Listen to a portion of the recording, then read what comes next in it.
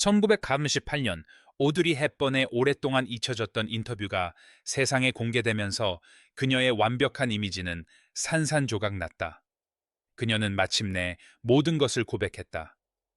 부모님의 나치 연루 15세 때 비밀리에 레지스탕스 활동을 했던 사실, 그리고 존 F. 케네디와의 로맨스에 얽힌 충격적인 진실까지. 하지만 가장 충격적인 폭로는 그녀가 최고의 전성기에 할리우드를 떠난 진짜 이유였다. 오네울은 영화계에서 가장 사랑받는 스타 오드리 헵번의 어두운 과거를 파헤쳐 보겠습니다. 오드리 헵번은 1929년 5월 4일 벨기에 브뤼셀 익셀에서 태어났습니다. 본명은 오드리 카에슬린 레오스테온입니다. 그녀의 아버지는 영국과 오스트리아 혈통의 은행가였고 어머니는 네덜란드 귀족 가문 출신이었습니다. 놀랍게도 오드리의 부모님은 1930년대에 나치 사상을 지지했습니다. 어머니는 심지어 1935년에 아돌프 히틀러를 만나 그를 찬양하는 글을 쓰기도 했습니다. 가족의 어두운 과거는 오드리에게 오랫동안 고통을 안겨주었습니다. 나중에 그녀의 아버지는 스코틀랜드 귀족과 혈연 관계가 있다고 주장하며 성에 헵번을 추가했습니다. 이는 사실이 아니었지만 오드리의 삶에 신비로운 분위기를 더했습니다. 오드리의 어린 시절은 순탄치 않았습니다. 아기였을 때 백일해로 거의 죽을 뻔했습니다. 심장이 몇 분 동안 멈췄지만 어머니는 의사를 부르지 않고 오드리를 때려서 소생시켰습니다. 아찔한 순간은 훗날 오드리 헵번이 보여준 강인함의 밑거름이 되었을지도 모릅니다. 오드리의 가족은 이사를 자주 다녔고 이 때문에 그녀의 어린 시절은 불안정했습니다. 5살이 될 때까지 브뤼셀 레온데온 헤이그에서 살아본 경험이 있었습니다. 잦은 이사는 그녀에게 넓은 세상 경험을 안겨주었지만 동시에 어딘가에 소속감을 느끼지 못하게 했습니다. 하지만 이 시기에 오드리는 여러 언어에 능통하게 되었고 이 능력은 훗날 그녀가 세계적인 영화 스타가 되는데 큰 도움이 되었습니다. 오드리가 6살 때 부모님은 이혼했습니다. 아버지는 아무런 설명도 없이 가족을 떠났습니다. 어머니는 아버지가 여행을 떠났고 돌아오지 않을 거라고 말했습니다. 어린 오드리는 혼란스럽고 가슴이 아팠습니다. 매일 아버지에게 편지를 썼지만 아버지가 어디 있는지 아무도 몰랐기에 편지는 전달되지 못했습니다. 오드리는 나중에 이것이 자신의 인생에서 가장 고통스러운 경험이었다고 말했습니다. 그녀는 밤에 어머니가 우는 소리를 들었던 기억도 떠올랐는데 그 소리는 그녀의 슬픔과 버림받았다는 두려움을 더욱 키웠습니다. 같은 해 오드리는 영국에 있는 기숙학교로 보내졌습니다. 그곳에서 발레 수업을 듣기 시작한 그녀는 춤에 매료되었고 발레리나가 되는 것이 그녀의 꿈이 되었습니다. 하지만 영국에서의 평화로운 시간은 오래가지 못했습니다. 1939년 제2차 세계대전이 발발하자 어머니는 더 안전할 것이라고 생각하여 가족을 네덜란드로 다시 데려갔습니다. 슬프게도 아이 결정은 그들을 나치 점령 유럽의 한복판으로 이끌었습니다. 오드리 헵번은 1940년 5월 10일 나치가 네덜란드를 침공했을 당시 겨우 11살이었습니다. 그녀의 알파에떼온 삶은 완전히 바뀌었습니다. 순식간에 모든 것이 공포와 위험으로 가득 찼습니다. 1982년 그녀의 삼촌 오토 반 림부르크 슈티룸은 저항 활동에 대한 처벌로 나치에 의해 처형당했습니다. 이 사건은 오드리의 세계관을 영원히 바꿔놓았습니다. 오드리의 가족은 벨프로 이사했지만 그곳에서의 삶은 날이 갈수록 더 힘들어졌다. 1945년 1월 식량 수송이 중단되었고 혹독한 겨울은 상황을 더욱 악화시켰다. 한때 부유했던 오드리의 가족은 식량을 구하기 위해 긴 줄을 서야 했다. 살만한 것이 없는 날도 많았다. 밤에는 폭탄이 떨어졌고 낮에는 전투기를 피해 지하실에 숨어 지냈다. 질병이 퍼져나가면서 오드리를 포함한 벨프의 모든 사람들은 발진 티푸스를 예방하기 위해 고통스러운 주사를 맞아야 했다. 1956년에서 1945년으로 이어진 겨울 일명 기근의 겨울은 끔찍한 고통을 가져왔습니다. 식량을 구하는 것이 거의 불가능해졌고 네덜란드 사람들은 하루에 겨우 400칼로리밖에 섭취하지 못했습니다. 오드리의 가족도 식량이 떨어지자 소화가 어렵고 영양가도 거의 없는 튤립 구근을 먹기 시작했습니다. 그것마저 다 떨어지자 잡초를 찾아 먹기 시작했습니다. 당시 15살이었던 오드리는 극도로 허약해졌습니다. 그녀는 영양실조로 빈혈과 심한 부종에 시달렸습니다. 너무나 심각한 영양실조 때문에 춤을 추는 것조차 더 이상 할 수 없게 되었는데 춤을 너무나 사랑했기 때문입니다. 집에 난방이 되지 않아 오드리와 가족은 추위를 피하기 위해 지하실에서 지냈습니다. 이 몇 달간의 고통은 그녀에게 육체적인 상처를 남겼고 정신적으로도 영원히 바꿔놓았습니다. 하지만 이 모든 시련 속에서도 오드리는 놀라운 용기를 보여주었습니다. 15세의 그녀는 네덜란드 저항군에 합류했습니다. 그녀는 핸드릭 박사와 함께 목숨을 걸고 위험한 일들을 했습니다. 숨어 지내는 사람들을 위한 기금을 마련하기 위해 비밀 발레 공연에 참여했는데 관객들은 발각될까봐 박수조차 칠 수 없을 정도로 조용하게 진행되었습니다. 오드리는 또한 레지스탕스를 위해 비밀 신문 배달도 했습니다. 신문을 양말 속에 숨기고 자전거를 타고 시골길을 누비며 매번 목숨을 걸었습니다. 어느 날 그녀는 나치를 피해 숨어있는 영국 조종사에게 전령을 전달해야 했습니다. 돌아오는 길에 나치 경찰과 마주쳤을 때 그녀는 재빨리 꽃을 꺾어 군인들에게 건네주며 서류를 검사받는 동안 미소를 지었습니다. 그녀의 기지는 목숨을 구했습니다. 전쟁은 오드리에게 오래도록 영향을 미쳤습니다. 10대 시절의 기아는 그녀의 건강에 영구적인 악영향을 미쳤습니다. 그녀는 평생 매우 마른 체형을 유지했는데 부분적으로는 전쟁 중에 겪었던 일 때문이었습니다. 또한 빈혈로 인해 피로감과 허약함을 느꼈습니다. 튤립 구근이나 풀 같은 것을 먹었던 탓에 위장도 완전히 회복되지 못했습니다. 일부에서는 그녀가 겪었던 영양실조가 후년의 질병에 영향을 미쳤다고 생각하지만 확실하지는 않습니다. 분명한 것은 이 시기가 오드리 헵번을 형성하는 데 큰 영향을 미쳤다는 것입니다. 1952년 오드리 헵번의 인생은 완전히 바뀌었습니다. 프랑스에서 몬테카를로 베이비라는 작은 영화를 촬영하던 중 유명 작가 콜레트의 눈에 띄게 된 것입니다. 콜레트는 브로드웨이 연극 지지의 주인공 역할을 맡을 배우를 찾고 있었는데 오드리를 보자마자 바로 적임자라는 것을 직감했습니다. 오드리는 이전에는 무대 연기를 해본 적이 없었기에 긴장했지만 결국 연기를 시작하게 되었습니다. 오드리는 콜레트에게 자신이 연기를 할 수 있을지 모르겠다고 말하기까지 했다. 하지만 콜레트는 그녀를 믿고 설득하여 배역을 맡게 했다. 오드리는 지지 하디드를 위해 열심히 준비했다. 뉴욕으로 가는 배 안에서 대사를 외우고 끊임없이 연습했다. 처음에는 목소리 발성에 어려움을 겪었고 리허설은 스트레스의 연속이었다. 하지만 개막일 밤 오드리는 모두를 매료시켰다.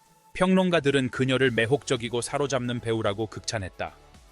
연극은 대성공을 거두어 200회 이상 공연되었다. 오드리 헵번의 이름은 극장 천장의 전광판으로 걸렸는데 신인 배우로서는 거의 전례 없는 영광이었다. 오드리 헵번의 명성은 1993년 영화 로마의 휴일로 시작되었고 그녀의 이야기는 마치 마법처럼 느껴진다. 사실 앤 공주 역은 원래 그녀를 위한 역할이 아니었다. 엘리자베스 테일러를 위한 역할이었다. 하지만 윌리엄 와일러 감독이 오드리 헵번의 스크린 테스트를 본 후 모든 것이 바뀌었습니다. 1951년 9월 18일 그녀는 평범한 오디션이라고 생각하고 파인우드 스튜디오에 갔습니다. 할리우드에서 멀리서 지켜보던 와일러 감독은 그녀의 타고난 매력에 매료되었습니다. 테스트가 끝난 후에도 그는 카메라를 계속 켜둔 채 제2차 세계대전 당시의 삶에 대해 물었습니다. 오드리의 솔직함과 개성이 너무나 돋보였기에 와일러 감독은 그녀가 그 역할에 완벽하다고 판단했습니다. 모두가 그의 선택에 동의한 것은 아니었습니다. 파라마운트 경영진은 150만 달러라는 거액의 제작비가 투입된 대작 영화에 무명의 배우를 캐스팅하는 것을 우려했습니다. 하지만 와일러 감독은 오드리 헵번을 믿었습니다. 그는 이 소녀는 대스타가 될 겁니다 라고 말했습니다. 그리고 그의 예상은 적중했습니다. 1953년 8월 27일 개봉한 로마의 휴일은 엄청난 성공을 거두며 당시로서는 거액인 1200만 달러의 수익을 올렸습니다. 오드리 헵번의 신선하고 우아한 스타일은 마릴린 먼로처럼 글래머러스한 몸매로 유명했던 할리우드 스타들과는 큰 대조를 이루었습니다. 오드리는 스크린에 새롭고 잊을 수 없는 매력을 선사했습니다. 그녀의 앤 공주 연기는 너무나 실감나서 파라마운트는 영국 정부와 협의해야 했습니다. 사람들이 그 캐릭터가 마거릿 공주나 영국 왕실 구성원을 모델로 했다고 생각하는 것을 원치 않았기 때문입니다. 이 영화는 이탈리아에서 전적으로 촬영된 최초의 미국 영화라는 역사적인 기록을 세웠습니다. 로마에서의 촬영 덕분에 모든 것이 현실감 있게 느껴졌지만 쉬운 일은 아니었습니다. 제작비는 예산을 70만 달러나 초과했지만 그 위험은 결국 성공으로 이어졌습니다. 로마의 휴일의 성공은 할리우드 영화들이 로마에서 촬영되는 새로운 트렌드를 만들어냈고 언론에서는 이를 티베르 강의 할리우드라고 불렀습니다. 오드리 헤베어는 영화 로마의 휴일에서의 연기로 1954년 아카데미 여우주연상을 수상했습니다. 당시 그녀는 겨우 24세였으며 이 상을 수상한 배우 중 최연소 기록 보유자 중 한 명이었습니다. 1954년 3월 25일에 열린 시상식은 오드리가 로스앤젤레스에 직접 참석할 수 없었다는 점에서 특별했습니다. 그녀는 당시 뉴욕에서 브로드웨이 연극 온딘에 출연 중이었기 때문입니다. 심플한 흰색 지방시 드레스를 입고 무대 화장을 한 채로 그녀는 방송을 통해 시상식에 등장했습니다. 그녀의 이름이 호명되었을 때 그녀는 너무 놀라서 나중에 어떻게 해야 할지 몰랐다고 말했습니다. 심지어 시상자인 진 허숄트에게 입맞춤까지 했는데 이 장면은 지금도 회자되고 있습니다. 그날 밤 재밌는 일화가 하나 더 있었습니다. 오드리 헤번이 오스카 트로피를 잃어버릴 뻔한 것입니다. 실수로 화장실에 두고 나왔는데 다행히 누군가가 그녀가 떠나기 전에 트로피를 찾아주었습니다. 이 작은 해프닝은 사람들의 입에 오르내리는 사랑스러운 일화가 되었습니다. 오드리 헤번의 오스카 수상은 단지 그녀만의 업적이 아니었습니다. 그것은 그레고리 팩이 그녀를 얼마나 믿었는지를 보여주는 것이기도 했습니다. 이미 큰 스타였던 팩은 영화 제목 위에 자신의 이름과 함께 오드리의 이름을 표기해야 한다고 주장했습니다. 그는 또한 오드리가 오스카상을 수상할 것이라고 예측했고 그의 예측은 적중했습니다. 불과 3일 후인 1954년 3월 28일 오드리는 온딘으로 토니상까지 수상하며 같은 주에 오스카상과 토니상을 모두 수상한 몇 안 되는 인물 중 한 명이 되었습니다. 그녀의 다음 대작 영화인 사브리나는 로마의 휴일이 개봉한 지 1년 남짓 지난 1954년에 나왔다. 빌리 와일디오 감독이 연출한 이 영화는 오드리 헵번의 이전과는 다른 면모를 보여주었다. 그녀는 부유한 두 형제 험프리 보가트와 윌리엄 홀든 사이에서 갈등하는 운전사의 딸 사브리나 역을 맡았다. 영화 제작 과정은 순탄치 않았다. 오드리보다 훨씬 나이가 많았던 보가트는 그녀를 좋게 대하지 않았고 그녀의 연기에 대해 자주 불평했다. 하지만 오드리 헵번의 매력과 재능은 빛을 발했습니다. 그녀의 연기는 너무나 훌륭해서 두 번째 아카데미상 후보에 오르게 되었습니다. 사브리나는 또한 오드리 헵번의 삶에 매우 중요한 전환점이 되었는데 바로 프랑스 디자이너 위베르드 지방시와의 협업입니다. 영화 촬영 당시 오드리는 스튜디오에서 제공하는 의상 대신 지방시의 디자인을 고집했습니다. 이는 스튜디오 의상 디자이너인 에디스 헤드가 모든 공로를 자신에게 돌리려 했기 때문에 약간의 갈등을 불러일으켰습니다. 결국 그 영화는 아카데미 의상 디자인상을 수상했지만 많은 사람들은 가장 기억에 남는 의상들을 디자인한 사람이 지방시라는 것을 알고 있었습니다. 오드리 헵번과 지방시의 우정은 그 이후로 더욱 깊어졌습니다. 그는 영화 의상뿐만 아니라 그녀의 사생활을 위한 옷도 디자인했습니다.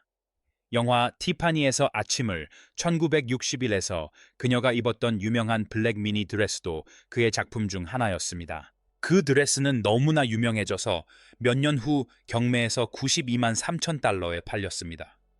오드리 헵번은 지방시를 가장 친한 친구라고 부르며 그의 디자인이 자신에게 자신감을 주었다고 말했습니다.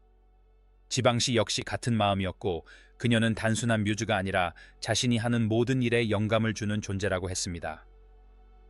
1964년 영화 My Fair Lady에서 오드리 헵번을 엘리자 둘리틀 역으로 캐스팅한 것은 할리우드 역사상 가장 논란이 많은 결정 중 하나로 남아 있습니다. 1954년 10월 워너 브라더스 스튜디오의 막강한 수장 잭 워너는 사람들을 깜짝 놀라게 하는 발표를 했습니다. 바로 오드리 헵번이 영화판 My Fair Lady에서 엘리자 둘리틀 역을 맡게 된다는 것이었습니다. 언뜻 보기에는 놀라운 일이 아닐 수도 있지만 그 이유는 다음과 같습니다. 줄리 앤드류스가 이미 브로드웨이에서 7년 동안 무려 717번이나 이 역할을 맡아 사실상 자신만의 캐릭터로 만들어버렸기 때문입니다. 모두가 그녀가 영화판에도 출연할 거라고 당연하게 생각했는데 특히 브로드웨이에서 함께 출연했던 렉스 해리슨이 헨리 히긴스 교수 역으로 복귀하기로 이미 확정된 상태였기 때문이다. 하지만 워너 브라더스는 다른 계획을 가지고 있었고 그 계획의 핵심은 돈이었다. 하나 700만 달러 오늘날 화폐 가치로 약 1억 5천만 달러라는 엄청난 제작비를 들여 그는 검증된 영화 스타를 원했다. 당시 30요세였던 햇배어는 이미 영화 로마의 휴일로 아카데미상을 수상했고 사브리나와 티파니에서 아침을 같은 히트작으로 관객들을 매료시켰다.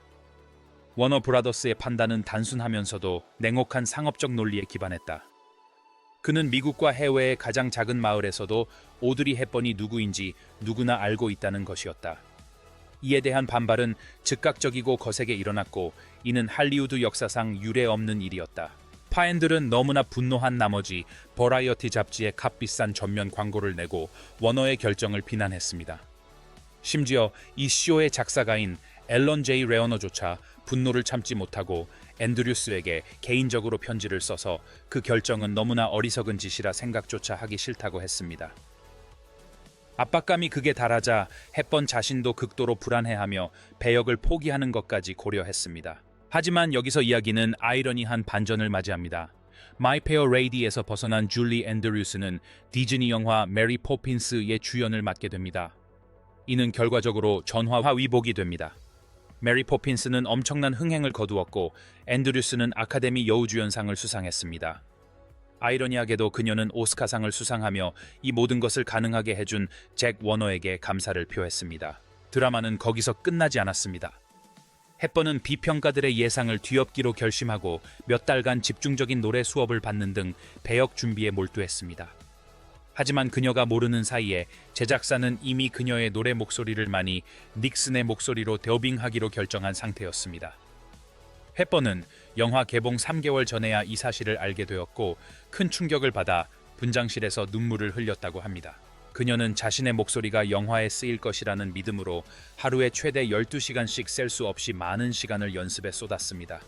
하지만 결정적인 타격은 시상식 시즌에 찾아왔습니다. 영화 마이 페어 레이디가 아카데미 시상식에서 10개 부문 후보에 올라 작품상을 포함해 8개 부문을 수상했음에도 불구하고 헵번은 여우주연상 후보에도 오르지 못했습니다. 특히 시상식에서 남우주연상을 공동 출연 배우인 렉스 해리슨에게 수여해야 했던 그녀에게는 더욱 고통스러운 일이었습니다. 세월상가상구로 줄리 앤드류스는 메리 포핀스와 사운드 오브 뮤직을 통해 음악계의 아이콘으로 자리매김했지만 헵번의 음악적 재능은 여전히 논란의 대상이었다. 이 외면은 헵번에게 깊은 상처를 남겼다. 비록 1954년 로마의 휴일로 아카데미상을 수상했지만 이후 그녀는 1967년 어둠이 올 때까지 기다려로 단 한 번 더 아카데미상 후보에 오르는 데 그쳤다. 이 논란은 네오문학회여서 로스앤젤레스 타임스는 한 면에 오드리 헵번 오스카 미스터리라는 제목의 기사를 실었고 한 익명의 아카데미 회원은 냉혹한 진실을 폭로했습니다. 우리가 그녀의 연기가 형편없다고 생각하는 게 아닙니다. 단지 그녀가 그 역할을 맡을 자격이 없었다고 생각하는 겁니다. 한편 오드리 헵번의 삶은 사랑과 가슴 아픈 이별, 그리고 잊을 수 없는 경험들로 가득했습니다. 1954년 영화 사브리나 촬영 중이던 오드리 헵번 24세은 상대 배우 윌리엄 홀든 35세 기혼에 두 자녀 있음과 사랑에 빠졌습니다. 두 사람은 스크린 안팎에서 놀라운 케미를 보여주었습니다. 그들의 로맨스는 촬영장과 홀든의 분장실에서 비밀 만남을 이어가며 비밀리에 유지되었습니다. 오드리에게 깊이 사랑에 빠진 홀든은 아내 아디스와 헤어지고 그녀와 결혼하고 싶다고 고백했습니다. 하지만 오드리가 홀든이 정관 수술을 받아 아이를 가질 수 없다는 사실을 알게 되면서 모든 것이 바뀌었습니다. 오드리는 항상 어머니가 되는 것을 꿈꿔왔기에 이 사실은 그녀에게 큰 충격이었습니다. 1954년 8월 17일 두 사람의 관계는 끝났습니다. 두 사람 모두에게 고통스러운 순간이었습니다. 몇 년 후 홀든은 오드리를 내 인생의 사랑이라고 불렀습니다. 1964년 영화 파리 뜨겁게 달아오르다 Paris When It Sizzles 이에세오 다시 함께 작업했을 때 홀든의 알코올 중독은 더욱 악화되었고 촬영 도중 병원에 입원하기까지 했습니다. 과거는 두 사람 모두에게 깊은 상처를 남겼습니다. 오드리 헵번의 로맨틱한 여정은 영국 사업가 제임스 헨슨과의 약혼으로 더욱 특별해졌습니다. 두 사람은 오드리가 22세였던 1951년에 만나 빠르게 사랑에 빠져 동화 같은 약혼을 하게 되었습니다. 오드리는 1952년 초부터 성대한 결혼식을 계획하기 시작했고 로마의 유명한 폰타나 자매에게 웨딩드레스를 제작 의뢰하기도 했습니다. 하지만 결혼식이 다가올수록 오드리는 바쁜 일상 때문에 두 사람이 함께할 수 없을 거라는 사실을 깨달았습니다. 그래서 결혼식을 며칠 앞두고 취소하기로 했습니다. 그녀는 폰타나 자매에게 자신의 드레스를 형편이 어려운 다른 신부에게 주라고 부탁했습니다. 그 신부 아마빌레 알토벨라는 1952년 9월 25일 결혼식에서 그 드레스를 입었습니다. 수년 후 오드리 헵번은 당시에는 연애에서 진정으로 원하는 것이 무엇인지 완전히 이해하기에는 너무 어렸다고 인정했습니다. 1954년 오드리는 그레고리 팩이 주최한 파티에서 만난 배우이자 영화 제작자인 멜 페레르와 결혼했습니다. 두 사람은 스위스에서 비밀리에 결혼식을 올렸고 오드리는 피에르 발망의 아름다운 티끼리 드레스를 입었습니다. 할리우드의 많은 사람들은 두 사람의 관계를 걱정했습니다. 멜은 오드리보다 12살 연상이었고 2번 이혼 경력이 있었으며 오드리의 선택에 강한 영향력을 행사하는 듯했다. 그는 오드리가 안네 프랑크의 일기와 같은 중요한 영화의 배역을 거절하도록 설득하기도 했다. 두 사람은 결혼 생활 동안 9편의 영화를 함께 찍었지만 일각에서는 멜의 지나친 간섭이 오드리의 경력을 제한했다고 생각했다. 이러한 어려움에도 불구하고 오드리는 남편에게 충실했고 인터뷰에서도 두 사람의 관계를 옹호했다. 두 사람의 결혼 생활은 14년 동안 지속되었지만 1968년에는 관계의 부담이 너무 커서 이혼했습니다. 오드리는 훗날 멜이 비록 관계에 어려움이 있었지만 배우로서 자신감을 심어주었다고 말했습니다. 오드리는 어머니가 되고자 하는 꿈을 이루기 위해 여러 차례 가슴 아픈 일을 겪었습니다. 1955년부터 1967년 사이에 여러 번 유산을 경험했는데 첫 번째 유산은 영화 전쟁과 평화 촬영 중에 일어났습니다. 1959년 영화 용서받지 못한 자 제작 중에 또 다른 슬픔을 겪었습니다. 1965년에는 임신 7개월 만에 사산을 경험하며 인생에서 가장 참담한 순간을 맞았습니다. 그녀는 깊은 우울증에 빠져 대중의 시선에서 잠시 멀어져 치유의 시간을 가졌습니다. 하지만 오드리는 꿈을 포기하지 않았습니다. 그리고 1960년 처사들 시온을 낳았습니다. 1990년 그녀는 안드레아 도티와 결혼하여 둘째 아들 루카를 낳았습니다. 이러한 경험들은 오드리 헵번의 삶을 형성했고 이후 유니세프에서 어머니와 아이들을 위한 열정적인 옹호자로 활동하는 데 영감을 주었습니다. 오드리는 또한 1954년 25세 때 젊은 상원의원이었던 존 F. 케네디와 짧은 연애를 하기도 했습니다. 두 사람은 그레고리 팩이 주최한 파티에서 만나 첫눈에 반했습니다. 두 사람은 짧은 기간 동안 비밀리에 만났지만 관계가 오래갈 수 없다는 것을 둘 다 알고 있었습니다. 케네디는 기혼자였고 오드리 헵번의 경력은 승승장구하고 있었습니다. 마지막 만남은 말리부의 한 해변 별장에서였고 그곳에서 두 사람은 관계를 끝내기로 결정했습니다. 1963년 케네디가 암살당했을 때 오드리는 큰 슬픔에 잠겨 일주일 동안 모든 계획을 취소하고 애도했습니다. 몇 년 후 그녀는 케네디와의 시간이 영원히 잊히지 않을 소중한 추억으로 남았다고 회상했습니다. 1960년 오드리 헵번은 모두를 놀라게 하는 선택을 했습니다. 그녀는 최고의 전성기를 누리며 수백만 명의 사랑을 받았고 로마의 휴일, 티파니에서 아침을, 마이 페어 레이디와 같은 명작 영화에 출연했습니다. 아카데미상을 비롯한 여러 권위 있는 상을 수상했지만 그녀는 모든 것을 포기했습니다. 38세의 나이에 할리우드를 떠나 가족에게 집중하기로 결정한 것입니다. 오데우리 헵번은 여러 차례 유산을 겪으며 가슴 아픈 일을 겪었고 커리어와 엄마가 되고 싶은 꿈 사이에서 균형을 맞출 수 없다는 것을 깨달았습니다. 그래서 그녀는 명성보다 가족을 선택했습니다. 오드리는 할리우드의 화려한 조명에서 멀리 떨어진 스위스로 이주했습니다. 그녀는 스위스의 조용한 별장을 구입하고 1960년에 태어난 아들 쇼을 키우는데 전념했습니다. 이는 그녀에게 매우 개인적인 선택이었습니다. 오드리 헵번은 어린 시절 힘든 시간을 보냈습니다. 아버지가 가족을 떠났고 제2차 세계대전의 참혹함을 겪어야 했습니다. 그녀는 아들 쇼에게 자신이 누리지 못했던 사랑과 안정감을 주고 싶었습니다. 그 무렵 할리우드 영화계는 변화하고 있었습니다. 거칠고 사실적인 영화들이 대세가 되었고 오드리의 우아한 스타일은 이러한 새로운 흐름과 어울리지 않았습니다. 아이시기의 대중의 시선에서 벗어난 것은 오히려 그녀가 옛 할리우드 글래머의 영원한 상징으로 남는 데 도움이 되었습니다. 몇 년 후인 1969년 오드리는 다시 사랑에 빠졌습니다. 지중해 크루즈 여행에서 만난 이탈리아 정신과 의사 안드레아 도티와 결혼한 것입니다. 그는 그녀보다 9살 어렸지만 오드리는 그가 자신이 원하던 안정적인 가정생활을 제공해 줄 수 있을 거라고 믿었습니다. 그들은 할리우드의 소란스러움에서 벗어나 스위스에서 조촐한 결혼식을 올렸습니다. 1년 후인 1970년 오드리는 40살의 둘째 아들 루카를 낳았습니다. 그녀는 그동안의 희생이 결실을 맺었다고 생각했습니다. 가족은 그녀에게 최우선이었고 이제 그녀는 꿈꿔왔던 가정을 이루었습니다. 하지만 모든 것이 완벽했던 것은 아닙니다. 안드레아의 일 때문에 그는 자주 집을 비웠고 두 사람의 삶은 너무나도 달랐습니다. 현대 할리우드의 콩하였던 오드리는 로마에서 조용한 삶에 적응해 나갔다. 하지만 남편 안드레아는 그녀가 전통적인 이탈리아 아내의 모습을 보여주길 기대했고 이로 인해 갈등이 생겼다. 그리고 마침내 그녀에게 깊은 상처를 주는 사건이 터졌다. 바로 안드레아의 외도였다.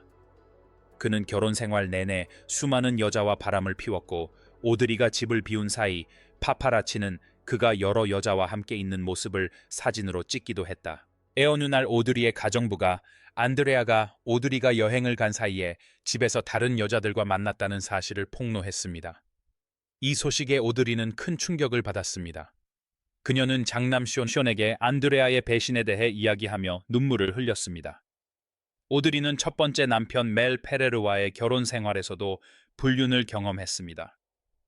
두 사람은 1954년에 결혼했지만 수년간 불륜 루머에 시달렸습니다. 멜은 지배적인 성격이었고 두 사람 모두 불륜을 저질렀습니다.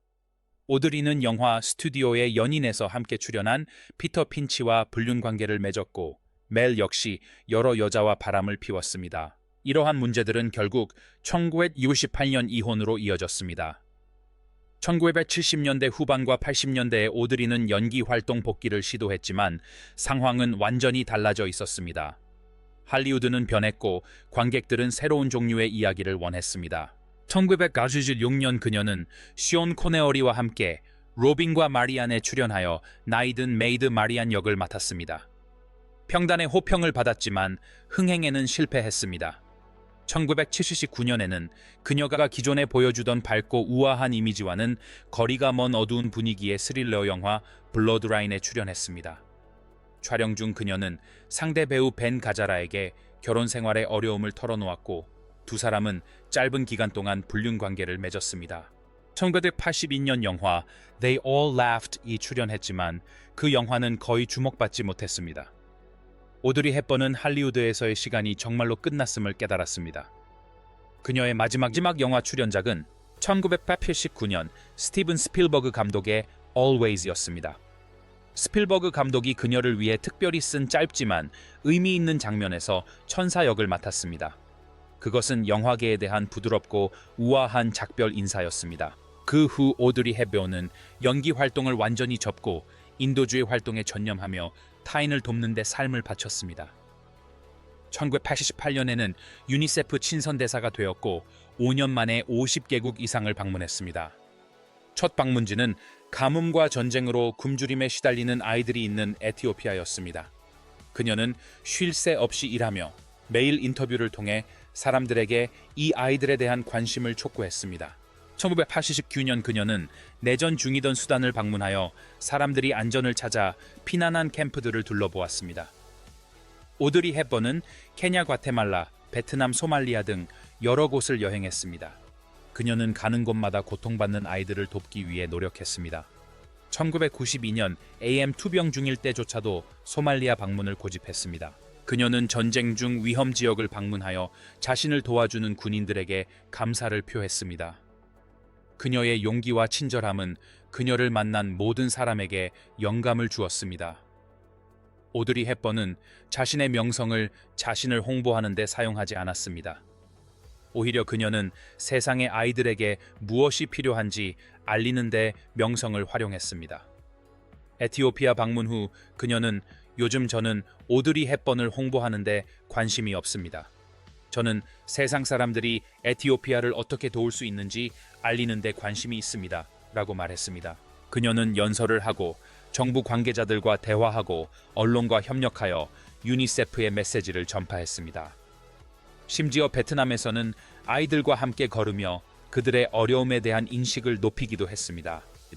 방글라데시에서는 소아마비 백신을 접종하는 모습이 사진에 찍히면서 많은 사람들이 예방접종 활동을 지지하게 되었습니다.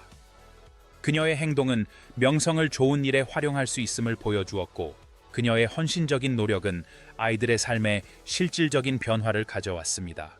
오드리와 유니세프의 인연은 그녀의 어린 시절로 거슬러 올라갑니다. 그녀는 제2차 세계대전 중에 성장했고 네덜란드가 독일의 점령을 겪는 동안 기근에 시달렸습니다.